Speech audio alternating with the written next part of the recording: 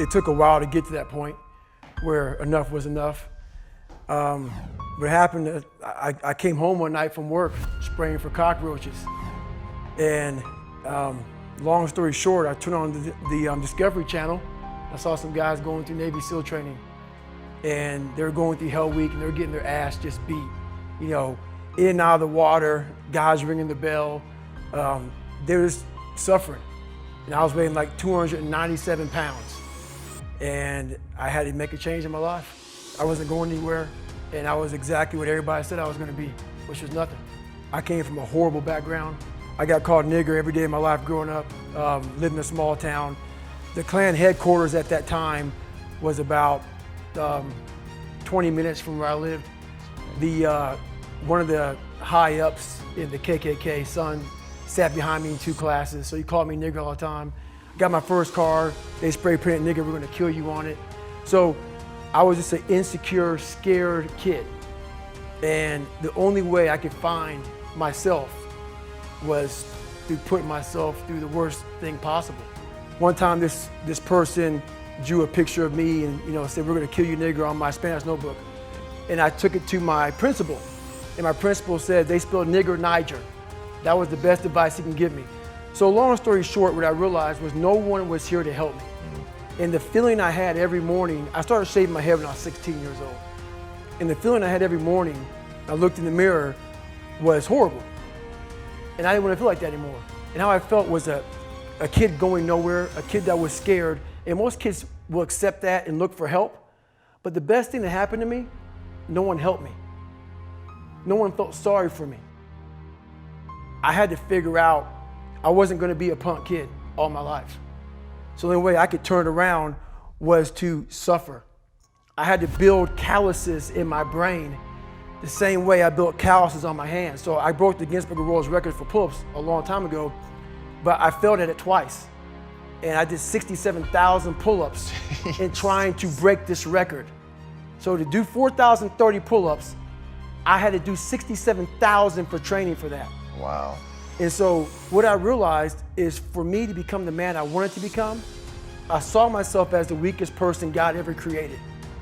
But I never blamed God for anything he did to me. So I wanted to change that to be the hardest man ever created. Am I that? I don't know, but you had to have a goal. And my goal when I was sitting there, not going to school, being bullied, having no self-esteem, my goal was the only person that's gonna turn this person around is me. The only way I can turn it around is put myself through the worst things possible a human being can ever endure. And that'd be the only way that I can build this brain to handle anything that comes in front of it, callousing my mind through pain and suffering. We read a bunch of books nowadays. As humans, we want to find out how to be someone else. What we don't do is we don't go inside. So literally turn yourself inside out.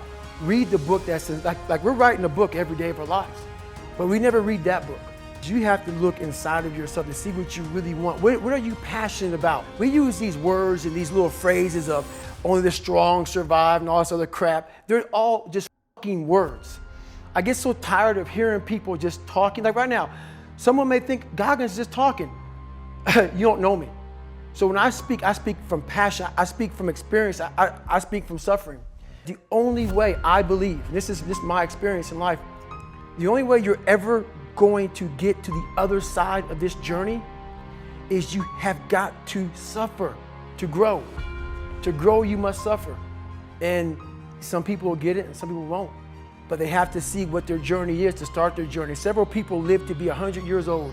And they have great lives, and they have great kids. Their kids go to college and all sorts of stuff. But somewhere in their life, there was a point where they had a decision to make. They can go left or right on this path. Left was the easy route. Right was the hard route. A lot of people take the easy route. And they had a good life that way, but the better life was going to the right side. And you may have 20 years of pain and suffering to get past it, but a lot of us die never truly starting our journey. You gotta start your journey. It may, but it will come out the other side where you're coasting.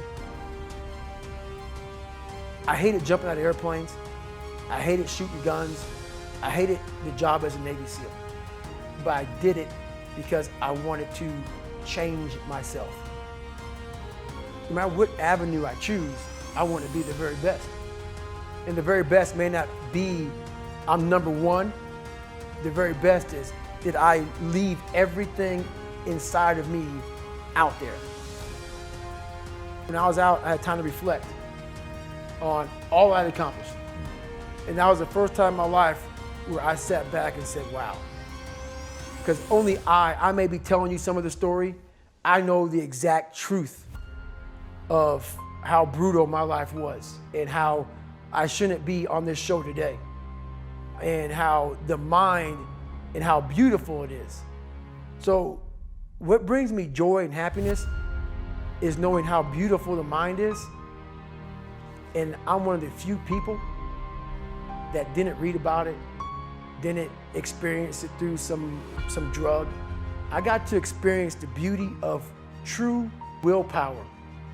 True you. I'm gonna fail, I'm gonna fail, I'm gonna fail, I'm gonna fail, and I will succeed.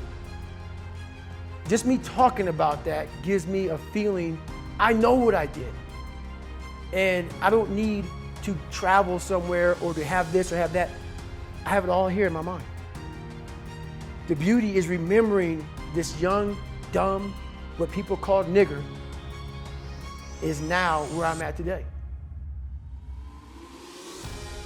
And that is, when you finally get to that point for me, it's forever lasting peace.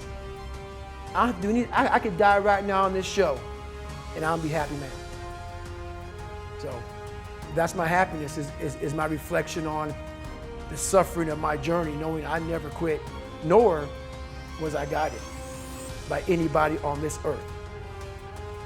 I was guided by something much more powerful, and I listened. And I chose the path of most resistance. Talent not required.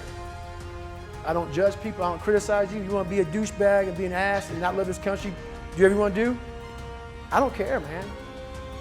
I fought for this country for you to do you. And I am all about you doing you, because I'm going to fucking do me.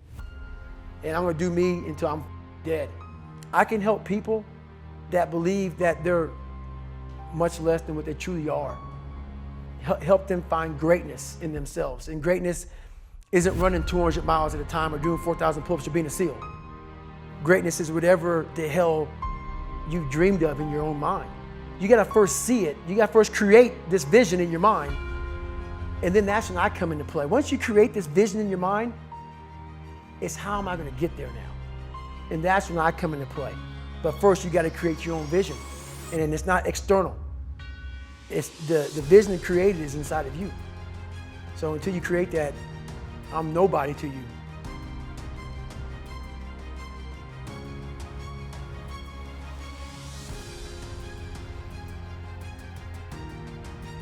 If you're looking to start a new side hustle or even a new business, check out the link in the description below.